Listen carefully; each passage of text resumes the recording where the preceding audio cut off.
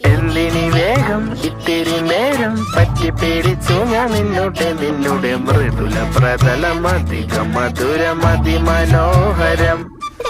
മാനത്തെ അമ്പിളി ചേലത്തെ കൊമ്പിളിൽ കൊണ്ടുവരാനായി സാധിച്ചില്ലെങ്കിലും കാറ്റിലും കോളിലും കൂട്ടു പങ്കിടാം ഞാൻ മതി വരുവോളം.